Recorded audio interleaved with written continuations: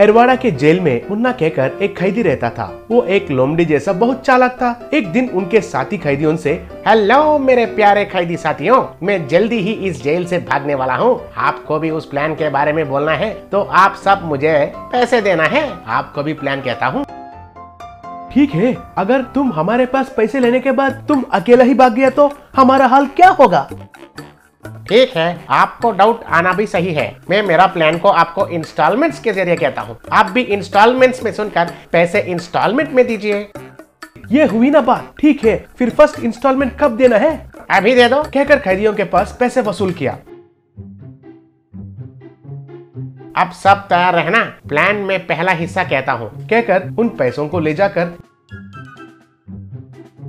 Jailer को दिया और जेलर से, सर ये रहे पैसे, मैं इस रात को जेल से भागने वाला हूँ। आपको जरा मुझ पर ध्यान नहीं देना है। ठीक है रे, अगर मैं देखा तो छोड़ देता हूँ और कोई देखा तो मुझे कोई संबंध नहीं है।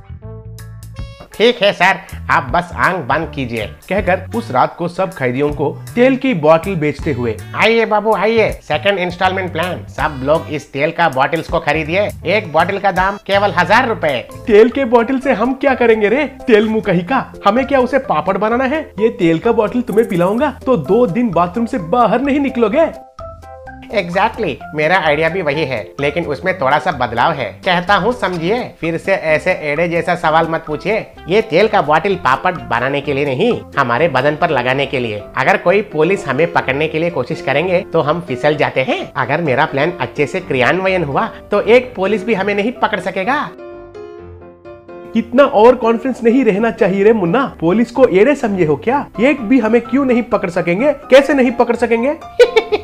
मैं पहले से ही बहुत पुलिस वालों को पैसे देकर खरीद लिया। फिर भी अगर वे हमें धोखा देंगे तो उसके लिए मेरे पास प्लान बी भी तैयार है। इस रात को हम पुलिस लोग खाने वाले बिरयानी में मोशन का दवाई मिला देंगे। वो बिरयानी खाकर एक पुलिस भी बाथरूम को छोड़कर बाहर नहीं निकलेगा। वही समय पर हम आराम से बाहर निकल सकते हैं। अरे सुपर मुन्ना सुपर, तुम्हारे स्केच तो बढ़िया है। इस स्केच को बनाने में कितने कलर पेन्स का इस्तेमाल किया है तुमने? स्केच तो बहुत थ्रिलिंग लग रहा है। ओके ओके, आपका प्रशंसा बाजू में रखिए। जेलमेट्स, अब हम पुलिस के खाने में मोशन का टैबलेट्स को मिलाएंगे। चलिए। कहकर धीरे से रसोई में जाकर उनके खाने में टैबलेट्स को मिला दिया। वो खाना खाकर सब पुलिस वाले बाथरूम के ओर भागने लगे। एक पुलिस वाला, अरे मेरे पेट में तो बहुत गड़बड़ हो रहा है, गुड़ गुड़ गुड़ गुड़ कहकर कबड्डी खेल रहा है, कहकर बाथरूम में गया। उनके पीछे और एक पुलिस आकर दरवाजे को खटखटाते हुए, अरे वो स्वामी अंदर क्या कर रहा है? जल्दी से बाहर निकलो, मैं रोक नहीं पा रहा हूँ, इधर मेरा डैम खोलने वाला है रे बाबू, कहकर जल्दी करने लगा। ऐसे सारे पुलिस क्यू में खड़े होकर एक बड़ा क्यू बना दिए। बाथरूम के लिए एक से एक झगड़ा करने लगे। इतने में एक पुलिस, अरे बाप रे, इस बाथरूम के लिए इंतजार करके मेरा पैंट खराब हो जाएगा लग रहा है, मैं जाकर उन कैदियों का बाथरूम यूज करता हूँ, कहकर उधर भागने लगा। इतने में तेल लगाकर सब कैदी मुन्ना के पास आए। बॉस मुन्ना, अब तक तो प्लान अच्छा चल रहा है, अगला प्लान क्या है जल्दी से बोलो, मुझे तो बहुत टेंशन हो रहा है। ये लो सारे इंस्टॉलमेंट्स मिलाकर एक ही बार ले लो, अब से नो इंस्टॉलमेंट्स प्लान, कहकर सारे पैसे दिया। ये देखकर बाकी के कैदी भी मुन्ना को पूरे पैसे दे दिए। वो सारे पैसे एक शर्ट में बांधकर जेल के ऊपर एक पाइप को पकड़कर ऐसे धीरे जाने लगा। उसके पीछे सारे कैदी भी जाने लगे। इतने में उनको देखकर, अरे ये कैदी सब भाग रहे हैं रे, कहकर चिल्लाया। अरे अब मैं उनको पकड़ने का पोजीशन में नहीं हूँ, मेरे दोनों हाथ मेरे पैंट को आगे पीछे पकड़कर बिजी है, मुझे छोड़ दो, कहकर बाथरूम के पास ही इंतजार करने लगा। इतने में कुछ पुलिस आकर पाइप पर भाग रहा मुन्ना पर गन्स निशाना लगाकर, मिस्टर मुन्ना शिष्टापूर्वक अपने आप को हवाले करो, नहीं तो तुम्हें शूट कर देंगे। तब मुन्ना उनका शर्ट में बांधा पैसों को नीचे फेंका। तब पैसे बारिश जैसे गिरने लगे। उन पैसों को देखकर पुलिस ऐसे ही रह गए। कुछ पुलिस तो उनको इकट्ठा करने लगे। तब मुन्ना और कुछ कैदी जेल से खुशी से भाग गए। Mini money vehicles. रघुपति नाम का एक धनवान रहता था। वो हर सुबह उठते ही तुरंत अपना अलमारा खोलकर माँ लक्ष्मी माता मुझे आशीर्वाद दो कहकर उसमें रहे पैसे और सोना गिनकर हाँ माँ कहकर सोचता था।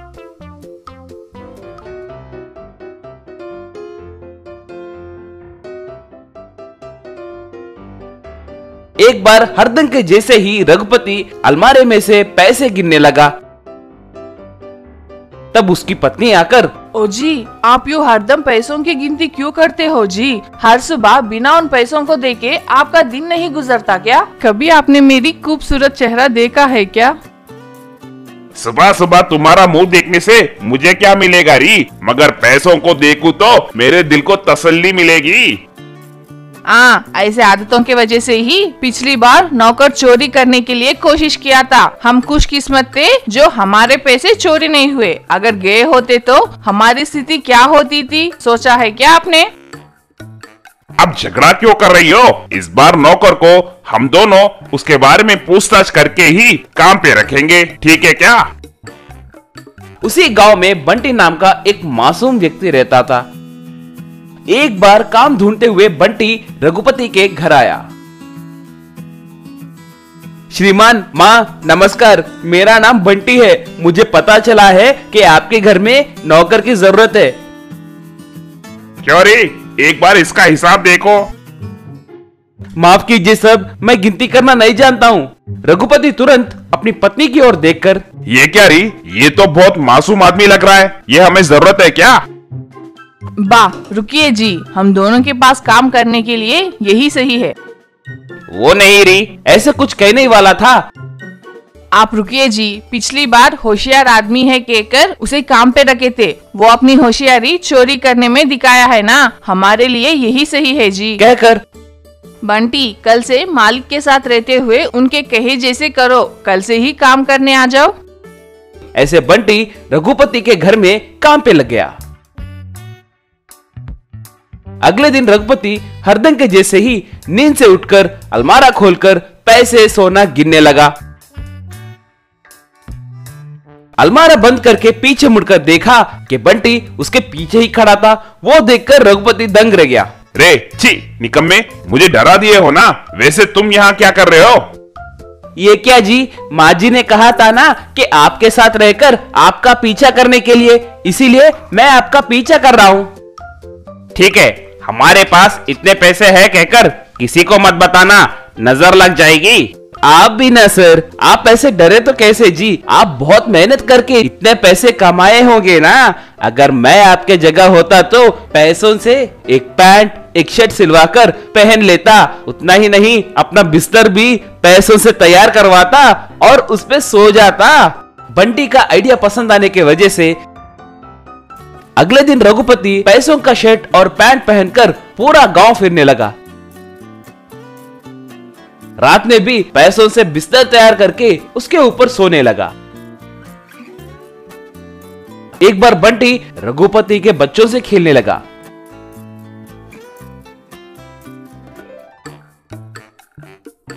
बंटी घर में रहे बेकार के कागज को लेकर नाव एरोप्लेन तैयार करके बच्चों को देने लगा और वो उनसे अच्छे से खेलने लगे।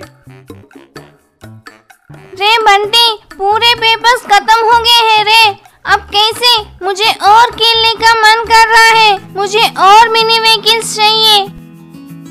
ठीक है, मैं देख कर आता हूँ। इतने में रघुपति को एक फोन कॉल आया। फोन में, सर, इंटेलिजेंस वाले आपके घर में तहकीकात करने आ रहे हैं, पैसे छुपा कर रखिए। तुरंत रघुपति पैसों को एक बोरी में भरकर रे बंटी बंटी कहकर उसे बुलाया। बोलिए मालिक कहकर भागते हुए आया। रे, इस बोरी को लेकर तुरंत यहाँ से चले जाओ रे। इस बोरी में क्या है साहब?